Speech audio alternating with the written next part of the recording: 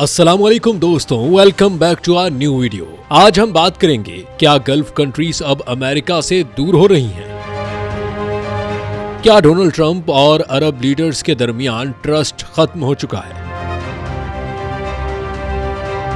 और क्या middle east अब अपनी इंडिपेंडेंट पावर बन चुका है? वीडियो बहुत धमाकेदार होने वाली है, तो एंड तक जरूर देखिएगा।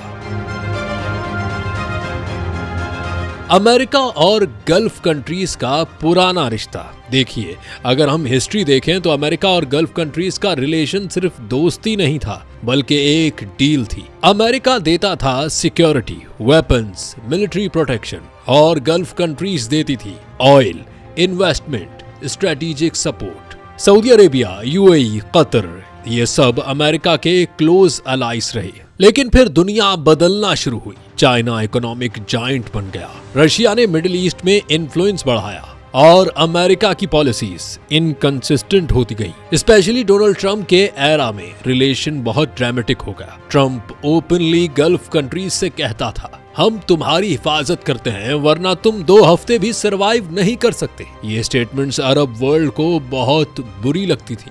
Donald Trump business style politics करता था। उसने हर रिलेशन को डील बना दिया। Arms deals, oil pressure, Iran tensions और फलस्तीन इशू। और सबसे ज्यादा कंट्रोवर्सी हुई यरूशलेम डिसीजन पर।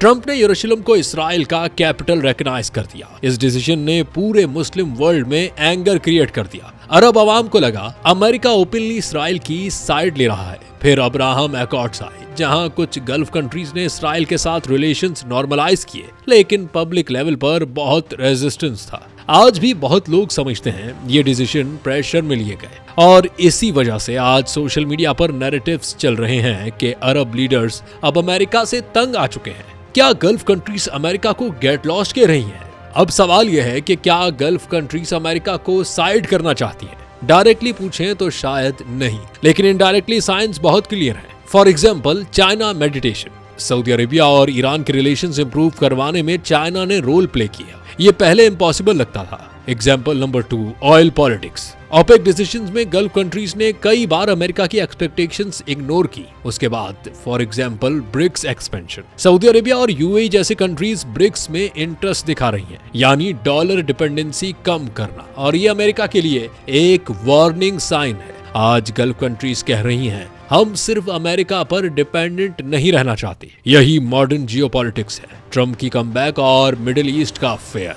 अब इमेजिन कीजिए, अगर डोनाल्ड ट्रंप दोबारा पावर में आता है तो क्या होगा? ट्रंप एग्रेसिव डिप्लोमेसी में बिलीव करता है। Iran pressure, oil pressure, military deals, hard negotiations. Gulf leaders शायद स्टेबिलिटी चाहते हैं, लेकिन ट्रंप अनप्रेडिक्टेबिलिटी लाता है। इसीलिए दुनिया ऑब्जर्व कर रही है। क्या मिडिल ईस्ट ट्रंप के कमबैक से खुश होगा या परेशान? और ऑनेस्टली बहुत से लीडर्स पब्लिकली न्यूट्रल हैं, लेकिन प्राइवेटली कंसर्न्स एग्जिस्ट करते हैं। पब्लिक ओपिनियन और सोशल मीडिया नैरेटिव क्या है? सोशल मीडिया ने पॉलिटिक्स को ड्रामा बना दिया है। आज मीम्स, थंबनेल्स, वायरल क्लिप्स, ये सब पब्लिक परसेप्शंस क्रिएट करते हैं। आपने देखा होगा, अरब लीडर्स को पावरफुल और ट्रंप को आइसोलेटेड शो किया जाता है। ये सिर्फ एंटरटेनमेंट नहीं, ये पब्लिक फ्रस्ट्रेशन का रिफ्लेक्शन है। लोग फील करते हैं वर्ल्ड ऑर्डर चेंज हो रहा है, अमेरिका की मोनोपोली वीक हो रही है, और मिडिल ईस्ट अब अपनी इंडिपेंडेंट आइडेंटिटी बनाना चाहता है। तो दोस्तों, आज की वीडियो से एक बात क्लियर है, पॉलिटिक्स में परमानेंट दोस्त या दुश्मन नहीं होते, सिर्फ इंटरेस्ट होते हैं। कल जो कंट्रीज अमेरिका के बिना सरवाइव नहीं कर सकती थी, आज वही कंट्रीज ऑल्टरनेटिव अलायंसेस बना रही है। चाइना राइज कर रही है, रशिया एक्टिव है, मिडिल ईस्ट इंडिपेंडेंट हो रही है, और दुनिया एक नए पावर गेम में एंटर हो चुकी है। अब आप मुझे कमेंट्स में जरूर बताएं, क्या गल्फ कंट्रीज वाकई अमेरिका से दूर हो रही हैं? और क्या ट्रंप की पॉलिसीज ने मिडिल ईस्ट को चेंज कर दिया है? अगर वीडियो पसंद आई हो तो लाइक करें, शेयर करें, और चैनल को सब्सक्राइब जरूर करें। मिलते हैं अगली वीडियो में, तब तक के लिए अपना ख्याल रखिएगा। अल्लाह हाफिज।